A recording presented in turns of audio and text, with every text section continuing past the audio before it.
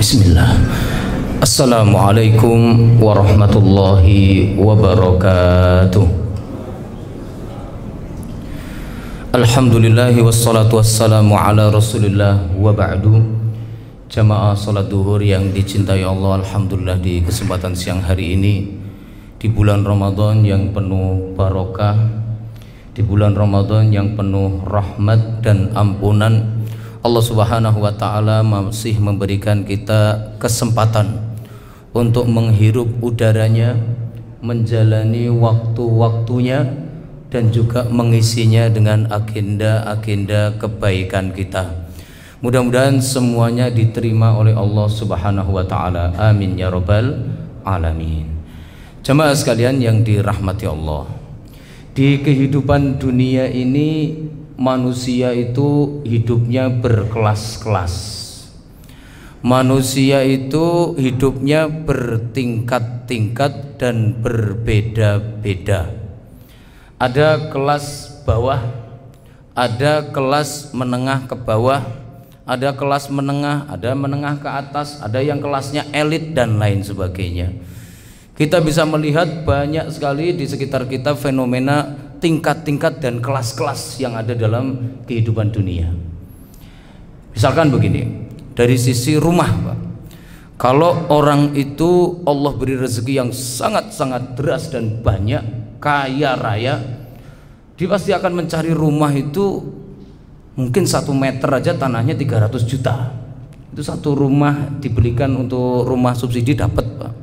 Tapi itu dibuat beli 1 meter tanah doang, belum ada bangunan.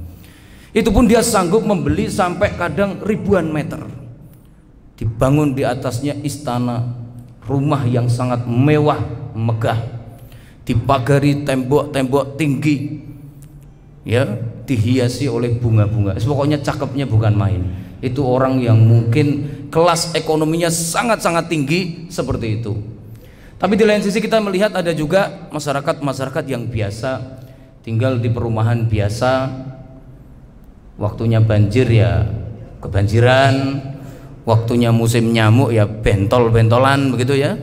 Kalau waktunya musim panas begini ya kegerahan. Pokoknya memang rumah yang biasa, ya, seperti itu. Tapi itu ternyata masih mending, karena ternyata ada kelas yang lebih bawah lagi, mereka yang tinggal di tepi-tepi sungai atau mungkin di bawah-bawah jembatan. Rumahnya dibangun dengan kardus-kardus yang mereka temui di jalan, ditambal sama kain-kain bekas iklan yang sudah lama tidak laku, akhirnya copot, mereka ambil untuk menembok rumah mereka. Ya, ternyata dari sisi rumah aja manusia itu kelasnya sudah berbeda-beda. Ya, pohonnya aja juga beda, Pak. Kalau perumahan elit tentu pohonnya palem, begitu ya, palem besar-besar itu. Jadi kita masuk itu sudah disambut pohon palem. Coba kalau perumahan biasa kan masuk langsung pohon beringin, Pak, ya. Rumahnya genderuwo itu ya. Langsung kita masuk udah ketemu itu begitu. Ya memang berbeda, palem ditanam di tempatnya yang rumah-rumah biasa rawan banjir ya nggak kuat dia, Pak. Ya, nggak bisa ditanam tempat seperti itu. Jadi berkelas-kelas. Makanannya pun juga berbeda-beda. Kalau seandainya itu orang yang kelas ekonominya sangat tinggi, maka makanannya Masya Allah, Pak. Kadang sekali duduk itu 2,5 juta, 3 juta, kadang ada yang sampai 150 juta. Saya baca di Italia itu ada restoran itu sekali duduk makan 150 juta, Pak. Masya Allah. Untuk ngisi perut ini, Pak, ya, yang tidak terlalu gede ini, itu butuh 150 juta seperti itu. Tapi di lain sisi kita juga melihat ada yang kelas-kelas, ya, warung lesehan gitu. Ada juga yang kelas-kelas di tepi jalan, ya, nasinya saking kecilnya, Pak, porsinya, lauknya juga kecil begitu, sampai dikasih nama nasi kucing, ya. Orangnya makan di situ habis 2 bungkus ditambah sama tusukan-tusukan itu, entah usus apa sate begitu. Itu makan dengan lahap dan enak, ya. Dan sebelum pergi pun itu sempet-sempetnya masih nitip pesan, nanti bayarnya kalau habis gajian aja ya, begitu ya. Saking remehnya warungnya begitu ya. Kalau di tempat-tempat yang elit mana ada orang bayarnya habis gajian ya, semuanya lunas. Kemudian kita lihat juga Masya Allah dari sisi minuman, ngopinya orang orang elit itu sekali duduk 2,5 juta biasa Pak ya, duduknya aja kan berbayar begitu ya. Mereka ngopinya secangkir tapi itu harganya bisa berjuta-juta. Sedangkan kalau masyarakat yang kelas bawah nyari kopi aja milih-milih Pak, selektif. Yang harganya satunya 1.000 itu pun beli satu gratis satu lagi begitu ya. Itu pun kalau ngopi Masya Allah satu cangkir kadang 4 jam duduk di warung gak kelar-kelar Pak ya. Mulai ngobrol masalah politik, ngobrol masalah isu agama, ngobrol sampai persoalan bisnis, sampai terakhir ngobrolin luar angkasa begitu ya. Itu 4 jam itu nggak kerasa kopi sampai habis tak tersisa. Masya Allah, tingkat-tingkat bajunya manusia. Masya Allah, saya pernah lihat ada orang pakai baju Pak, kaos, dia bilang ini harganya 20 juta. Kaos harganya 20 juta, iya. Apa bedanya ya? Saya pegang sama aja Pak, kain Pak. Kirain baja apa begitu ya, kain. Cuma memang ada 2 huruf di situ Pak, V sama L. Saya kurang tahu singkatannya apa. Kalau kata orang ular piton katanya ya, seperti itu. Masya Allah, cuma 2 huruf aja harganya segitu. Lah di pinggir-pinggir jalan tuh harga 60.000 Pak, penuh dengan huruf Pak sininya. Ya, kadang tulisan saya anak desa saya itu ditulis semuanya, harganya 60.000. Jadi kehidupan manusia bertingkat-tingkat. Hal inilah akhirnya menciptakan hal yang kurang baik pada kehidupan. Yang pertama muncul orang-orang yang sombong. Di dalam Al-Quran, kalla innal insana la yatgha ar-ra'ahu istaghna. Orang kalau sudah merasa kaya, merasa nggak perlu sama orang, merasa sudah di atas angin, biasanya sombongnya kumat, sombongnya keluar ya. Akhirnya dia akan meremehkan orang-orang yang levelnya di bawah begitu ya. Akhirnya dia akan menganggap enteng orang-orang yang di bawahnya secara perekonomian dan lain-lain. Yang kedua, dari situ juga perbedaan kelas ini memunculkan yang namanya hasad, dengki ya. Kita punya rumah biasa, tetangga kita tiap hari rumahnya dibangun ulang Pak, bongkar pasang sampai lantai 7 dihancurin lagi Pak, dibangun ulang. Ini akhirnya memunculkan ya Allah, rezekinya seperti apa sih, pakai apa sih, dan lain sebagainya. Muncul rasa iri dan dengki. Nah, kemudian kadangkala memunculkan lagi sikap rakus, dan ini yang sangat berbahaya sekali. Orang kalau sudah melihat gemerlap kelas-kelas dunia ini, kadang-kadang yang penting dapat uang dah, entah caranya apa aja begitu ya. Makanya Indonesia menjadi tempat yang sangat nyaman untuk judi-judi online dan lain-lain, karena orang-orang pada pengen hidup enak, pengen hidup nyaman, tapi caranya bagaimana mereka nggak mau ambil pusing. Makanya kata Rasulullah, la ya'tiyanna 'alan nasi zaman, akan tiba saatnya nanti muncul suatu zaman yang dilalui oleh manusia, la yubalil mar'u bima aqada amin halal amin haram. Orang nggak peduli lagi ini halal apa haram, pokoknya yang penting duit ya, yang penting rupiah. Masya Allah ya, efek dari apa, dari kelas-kelas itu. Maka dari itulah barakallahu fikum, kelas-kelas di dunia ini semuanya membutuhkan sikap dewasa dari kita. Nah jamaah sekalian, ya sikap yang paling bagus ya, kalau kata kuncinya dalam Islam itu kalau mau bahagia, yang pertama pastikan syukur dulu. Apa yang sudah didapatkan yaitu harus disyukurin dulu ya, dinikmati sembari perasaannya mengagungkan nikmat tersebut sambil banyak-banyak berterima kasih pada Allah. Itu sikap pertama kalau kita mau aman dari berbagai kelas, supaya kita tidak terlibat alhaakumut takatsur. Yang pertama jadi orang yang gampang syukur.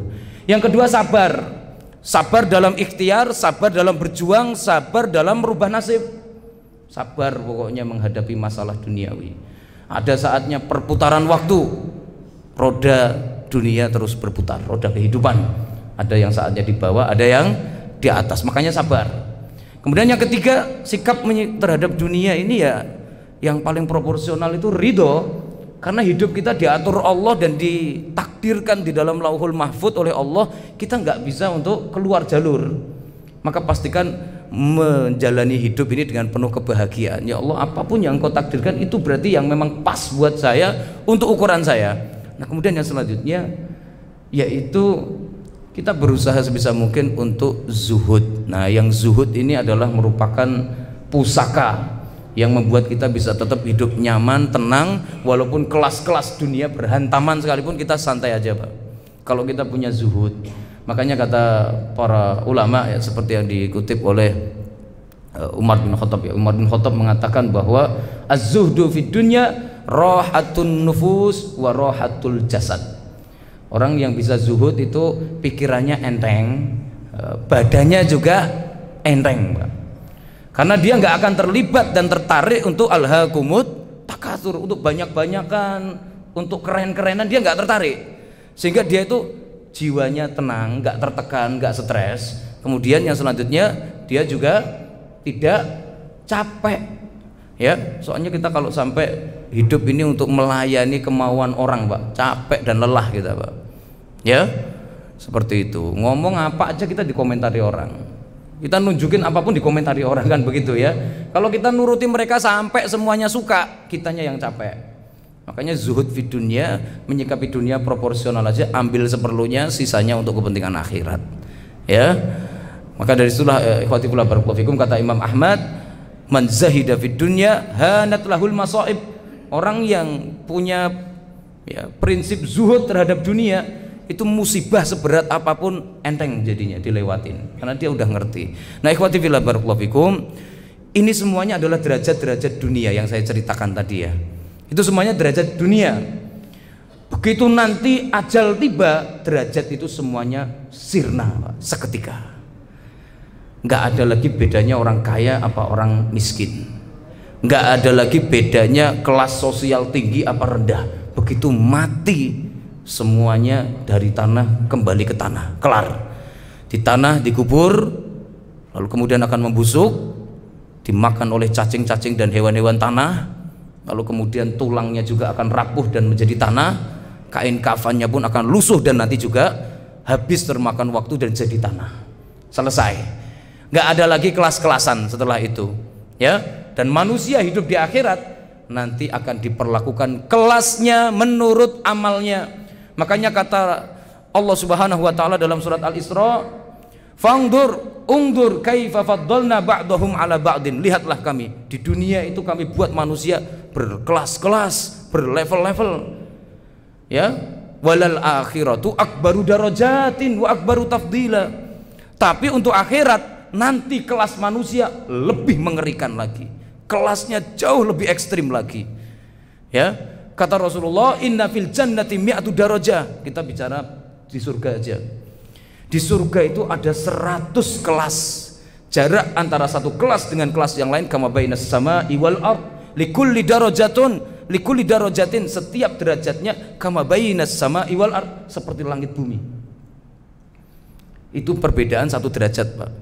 Ya, perbedaan satu derajat. Misalkan begini, kita sholat wajib di rumah, pahalanya berapa derajat?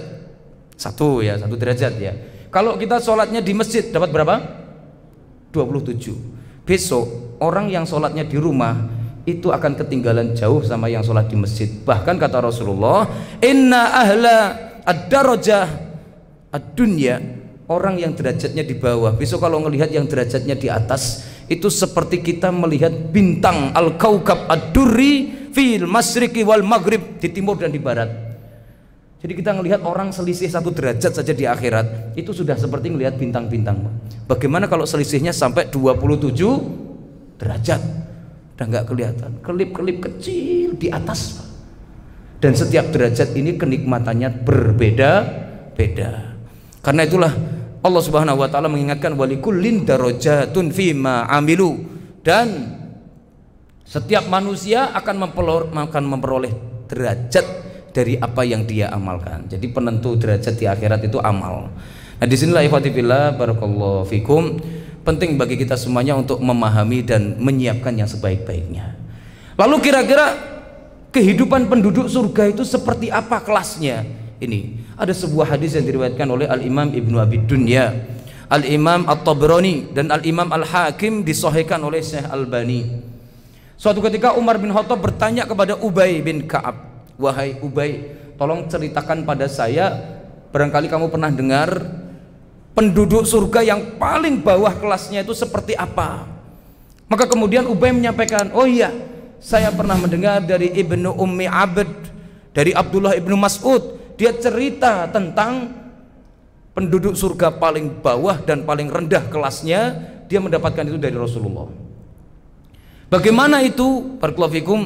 Dia menceritakan itu adalah seorang laki-laki di dunia nggak punya amal dia, Pak. Mungkin hidupnya isinya itu tidur-tiduran mulu, main-main mulu pokoknya ya, nggak pernah punya amal apa-apa dia ya, sekedar ngucapin subhanallah aja sok sibuk dia. Maaf lagi sibuk, saya nggak sempet dzikir gitu. Diundang pengajian begitu, maaf lagi repot begitu ya. Ya, pokoknya serba nggak tertarik sama amal soleh. Tapi qadarullah dia masih muslim sampai mati muslim. Akhirnya dia setelah dibakar di neraka sekian ribu tahun, setelah badannya semuanya gosong, lalu kemudian Allah Subhanahu wa taala perintahkan, udkhulil jannah, silakan masuk surga. Dia akhirnya masuk surga, Pak. Melewati pintu surga dia langsung lari, yarmal itu jalan secepat-cepatnya, jogging ya. Lalu dia kemudian sampai di pelataran surga, dia bingung harus kemana. Tiba-tiba di depannya ada sebuah cahaya yang kelihatan sangat terang sekali ya. Dia kira itu Allah, Pak. Dia sujud langsung. Lalu kemudian Allah berfirman, malaka, ngapain kamu sujud ya? Ra'aitu rabbi au tara'a li rabbi, saya melihat Tuhan saya. Bukan, innama huwa manziluka min manazilik, itu rumahmu bukan Tuhanmu ya. Akhirnya dia lihat, oh ternyata istana yang kerlip-kerlip terbuat dari berlian. Lalu kemudian setelah itu dia masuk, sampai di depan pintu dia ketemu sama seorang laki-laki yang sangat tampan. Dia pikir itu Allah juga, Pak. Langsung sujud dia. Kemudian dia bilang, mah ngapain sujud? Berdiri. Saya pembantumu, Pak. Di belakang saya punya 1000 karyawan siap melayani Anda. Kaget dia ya. Ini penduduk surga yang paling bawah, Pak. Paling bawah ini, bukan elitnya ini ya. Ini kelas surganya orang-orang yang dulu di dunia males-malesan, Pak. Tapi qadarullah masih muslim ya. Lalu kemudian dia setelah itu bilang, kalau begitu minta tolong bukakan pintu. Dibukakan pintu, Pak. Begitu dibuka pintunya, silahkan Tuhan masuk rumah Anda. Dia masuk ke rumahnya kaget. Lantainya berlian, temboknya berlian, dan saqaifuha, termasuk atapnya pun berlian. Dia melihat berdecak kagum, toleh, ini punya saya. Iya Tuhan, betul. Dia lihat ke depan lebih jauh, ada 70 pintu berjejer-jejer. 70 pintu. Dia lihat, silakan Tuhan masuk. Dipersilahkan sama yang tadi ditemuin. Dia akhirnya kemudian, ini punya saya. Iya, punya Anda. Akhirnya dia kemudian buka, Pak. Pintunya terbuat dari permata hijau. Lalu kemudian dia buka, dalamnya terdapat warna-warna yang sangat indah. Ada yang kemerah-merahan, ada yang ke kuning-kuningan, ke oranye, dan lain sebagainya. Dia buka yang pertama, pintu pertama. Dia lihat di sana itu segala macam tempat terindah ada di situ. Termasuk istrinya pun ada di situ. Dia lihat. Kemudian habis itu dia penasaran, pintu yang lain kayak apa ya? Dibuka, ada kenikmatan lain yang nggak ada di situ. Dia buka lagi yang lain, ternyata ada lagi. Dia buka yang lain, ternyata ada lagi. Sampai 70. Dia nanya lagi, punya saya? Iya Pak. Betul, ini punya Anda. Dan semua seluas atau sejauh mata Anda memandang, ini semuanya punya Anda. Ini penduduk surga yang paling rendah, paling melas, Pak, nggak punya amal soleh ya. Itu kayak begini. Lalu Umar penasaran, akhbirni bi'a'la ahlil jannati manzilatan, kalau begitu tolong ceritakan, kalau penduduk surga yang paling tinggi di surga Firdaus, yang tinggal di ibu kotanya surga itu kira-kira seperti apa? Pada waktu itu dijawab, wahai Amirul Mukminin, saya nggak bisa jelasin. Kata Rasulullah, mala ainun ra'at wala udunun sami'at wala khatara ala qalbi basar. Keindahannya belum pernah terlihat oleh mata manusia ada indah seperti itu, belum pernah kedengeran cerita keindahan sedahsyat itu, dan hati manusia pun belum mampu membayangkan dan menghayalkan keindahan seperti itu. Ya, cuman yang saya tahu, Rasul pernah menyampaikan bahwa ketika penduduk dari surga Firdaus itu turun dan berkunjung ke teman-temannya yang di surga-surga pelosok-pelosoknya itu, Pak, yang tadi rendah-rendahan itu tadi, Pak, Itu nanti parfumnya akan tercium dari mana-mana pun, sehingga orang bisa paham, ini ada orang dari surga Firdaus lagi datang. Parfumnya terasa sangat semerbak, mewangi.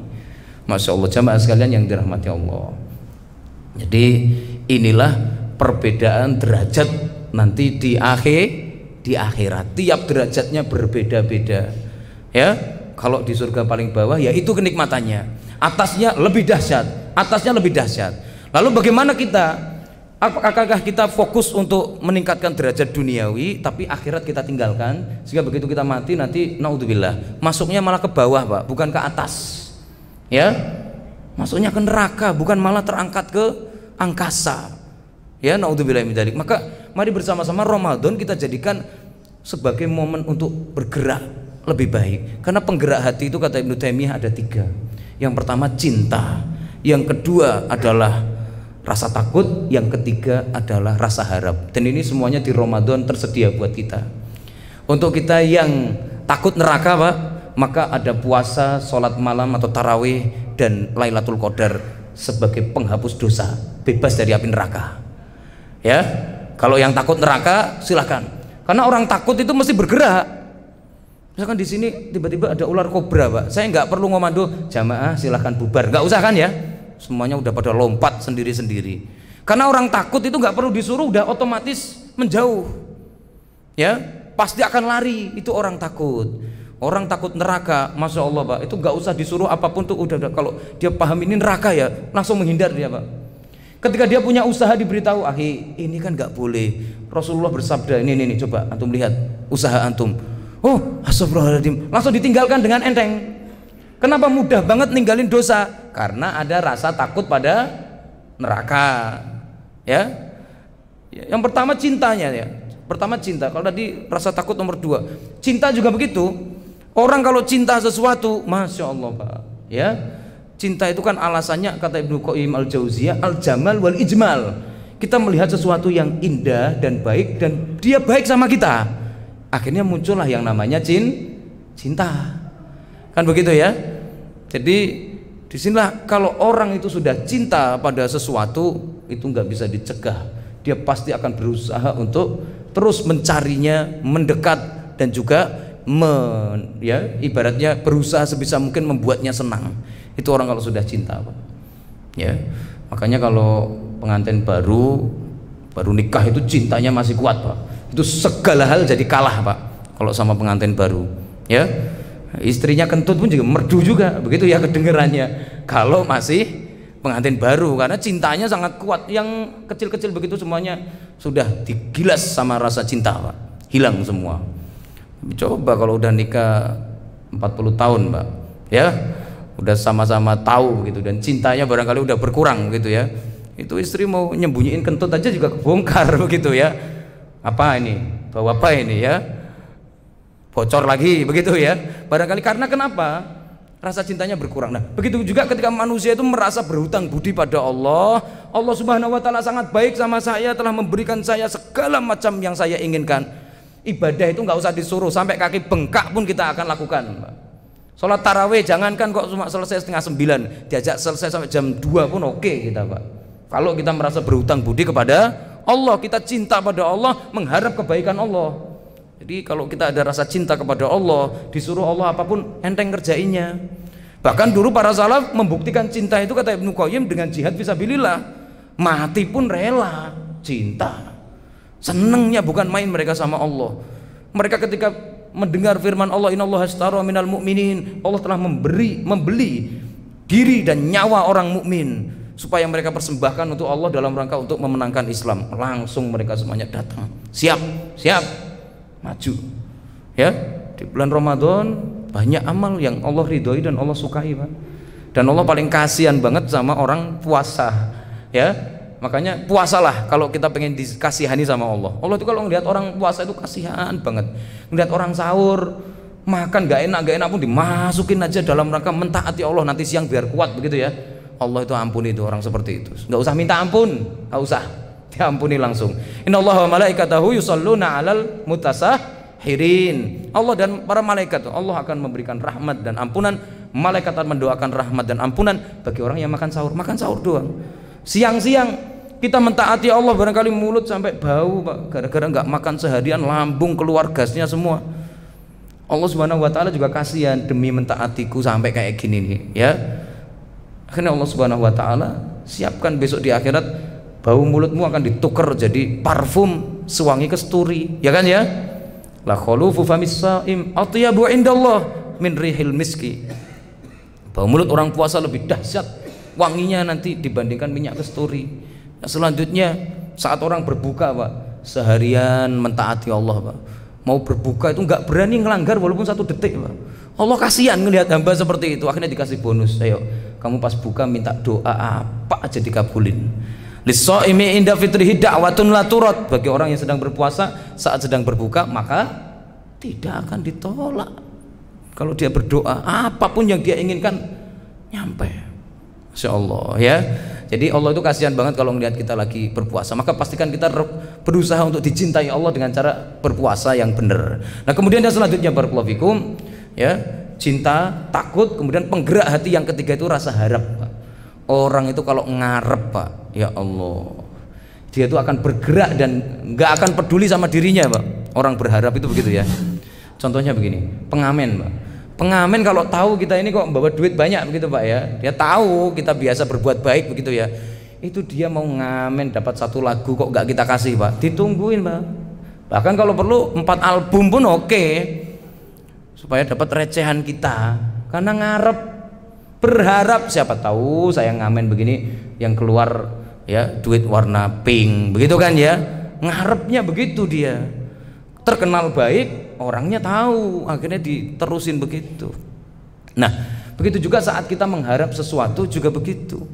Bahkan Masya Allah Pak, kekuatan roja atau harap itu luar biasa. Saya lihat kemarin waktu minyak mahal itu Pak, ada beberapa daerah itu orangnya itu sampai-sampai ya untuk mendapatkan minyak murah ya, karena dijual di beberapa tempat terbatas, itu rela berangkat ke tempat itu tuh sebelum subuh Pak, antri biar dapat minyak goreng. Minyak goreng itu pun Masya Allah ada korban 3 orang meninggal Pak, nggak peduli tetap antri pokoknya. Saya curiga jangan-jangan kalau yang mati dibangkitkan ikut antri lagi itu begitu ya, saking ngarepnya untuk dapat minyak itu, sampai segitunya manusia itu, sekuat itu mereka. Nah kalau kita itu sampai ngarepin pengen masuk surga, ngarep pengen dapat kebaikan-kebaikan akhirat, saya yakin kita ibadah pun gak usah disuruh. Makanya penggerak hati kata Ibnu Taimiyah ada 3, cinta, takut, sama harap. Kalau 3-tiganya lemah, ini yang bikin kita ibadah jadi ogah, ibadah jadi malas, ibadah jadi tidak berselera, ibadah jadi semakin tidak berarti. Naudzubillahi min dzalik. Maka ikhwati fillah barakallahu fikum. Nah, di bulan Ramadan mari bersama-sama kita tingkatkan untuk amal kita yang bisa menaikkan derajat Pak. Karena kita tadi bicara derajat ya. Kita semuanya kan berharap nih ya, siapa tahu di akhirat nanti, di dunia hidup kita begini-begini aja. Tapi berkat amal-amal kita siapa tahu di akhirat kitalah sultan-sultannya. Kitalah yang akan menghuni firdausnya. Kita yang berada firdaus tertingginya. Ya, kita berharap seperti itu. Maka itu semuanya hanya bisa diraih dengan amal, nggak bisa dengan yang lain. Ya, nggak bisa diraih dengan kekayaan. Allah Subhanahu wa taala menyampaikan lan tughniya anhum amwaluhum, nggak ada gunanya harta kalian kalau kalian sudah tiada. Ya, jadi ma aghna anni maliyah, hartaku tiada berguna bagiku. Halaka anni sultaniyah, jabatanku sudah nggak berguna lagi bagiku. Lan tanfa'ukum arhamukum, kerabat-kerabat di dunia bisa nolongin kita kalau ada masalah, di akhirat gak ada yang bisa nolong. Ya, lan tughniya ankum amwalukum wala auladukum, anak-anak kalian barangkali kalau kalian kena masalah di dunia, anak kalian datang untuk nolong, di akhirat orang sepenuh bumi pun gak akan diterima oleh Allah Subhanahu wa taala permintaan maafnya untuk kita. Maka dari itu barakallahu fikum, ada beberapa amal singkatnya. Yang pertama adalah sujud. Sujud ini adalah aktivitas paling elit yang ada di bumi. Maka pastikan kita semuanya sering-sering bersujud. Ya, kata Rasulullah, innaka lan tasjuda lillahi sajdatan illa rafa'allahu biha darajatan. Kamu setiap kali sujud maka derajatmu di akhirat diangkat. Kalau kita setiap hari sujud 17 kali, setahun perkiraan 1800 kali Pak. 10 tahun kita sujud 18.000 kali. Itu kalau yang wajib-wajib doang. Kalau ditambah dengan yang sunnah, rawatib 12, qiyamul lail 11, sholat duha 4 rakaat, tambah idul fitri, idul adha, ikut sholat gerhana, maka tentu akan menjadi sangat banyak sujud. Itu besok yang akan menaikkan kelas kita di akhirat. Ya, siapa yang besok diantara kita ini paling elit Pak, yang paling banyak sujud? Siapa? Bukan saya, bukan jenengan, semuanya berhak. Ya, karena ini bicara amal. Saya tahu, begini nih tahu, tapi saya melakukan enggak? Kalau enggak ya saya enggak dapat. Khusus yang mau saja. Yang kedua, barakallahu fikum, melangkahkan kaki ke masjid. Barangkali ya kita semuanya ya melihat orang melangkahkan kaki ke masjid itu seringkali kita anggap wah kurang kerjaan banget itu. Hidupnya pengangguran tuh, makanya ke masjid mulu begitu ya. Ini langkah kaki paling elit di akhirat Pak. Ya, kata Rasulullah, lam yakhtu khutwatan illa rafa'allahu biha darajatan. Setiap langkah maka akan meningkatkan satu derajat di akhirat. Banyak-banyakan melangkah, menjejakkan kaki menuju masjid. Yang ketiga, tilawatul Quran, baca Quran.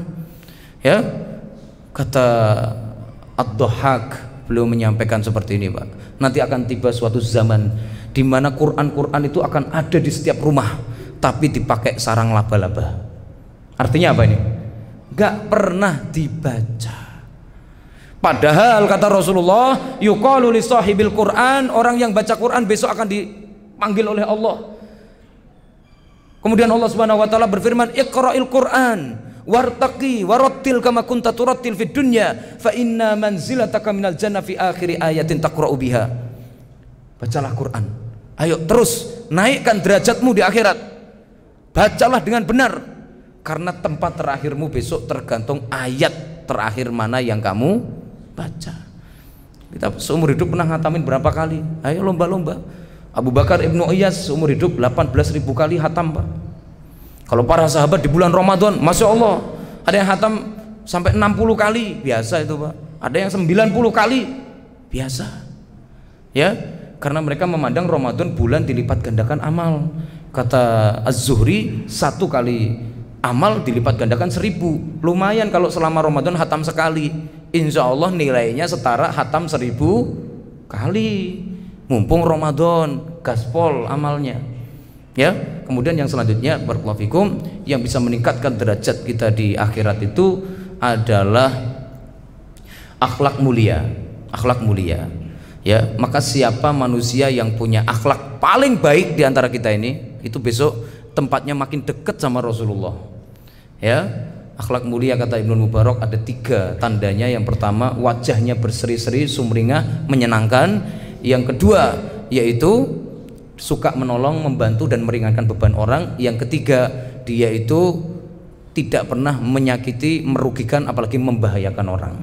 Ini akhlak mulia. Ringkesannya dalam 3 hal ini.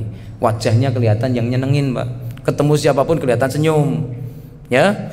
Yang kedua, kalau ada orang kesulitan apapun ikut bantu. Ya minimal doa. Doa itu adalah usaha minimal dengan hasil paling maksimal. Ya. Kemudian yang selanjutnya, jangan pernah ganggu dan nyakitin orang sekecil apapun. Itu ciri orang berakhlak. Ya.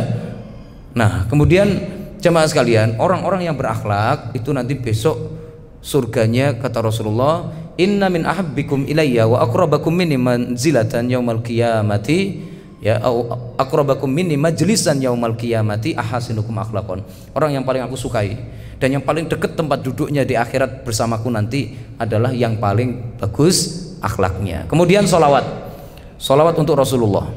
Baca-baca Allahumma sholli wa sallim ala Muhammad. Kalau sehari minimal 10 kali di waktu pagi, 10 hari di waktu sore. Kata Ibnu Mungdir dengan sanad yang jayyid, barang siapa yang membaca 10 pagi 10 sore solawat, maka Rasul akan memberinya syafaat. Kemudian yang kedua, hari Jumat perbanyak solawat sebanyak-banyaknya, seribu-ribunya kalau kita mampu pokoknya. Ya, terutama siang harinya Pak.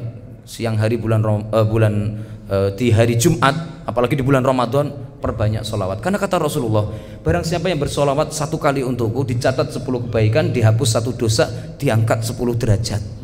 Jadi kita beda satu sholawat aja mungkin nggak ketemu Pak besok di akhirat. Ya, beda satu sholawat. Misalkan jenengan berhasil sholawat seumur hidup 10.000 kali, qadarullah saya 10.001 kali. Banyakan saya dikit ya, satu doang. Maaf, derajat akhirat satu itu langit bumi. Kita udah nggak saling melihat. Ya, makanya kita berlomba-lomba, sabiku fastabiku sari'u, begitu.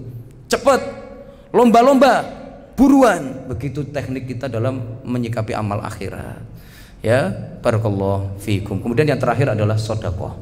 Sedekah ini merupakan amal paling mudah untuk membeli derajat akhirat. Makanya dulu para sahabat itu pengen banget Pak jadi orang kaya. Tapi bukan dalam rangka untuk tadi pamer-pameran, sombong-sombongan, bukan. Pengen ngerasakan amal soleh pakai duit. Ya, mereka itu pengen ngerasain kurban unta itu rasanya gimana. Mereka pengen ngerasakan bagaimana rasanya membantu para pejuang Islam itu 100 ekor unta itu rasanya gimana. Makanya dalam hadis dari Abu Dzar, orang-orang miskin pada ngadu, "Hai Rasulullah, orang kaya itu enak." Ternyata yang diceritakan enak itu apa coba? Bisa sholat, bisa puasa, ya.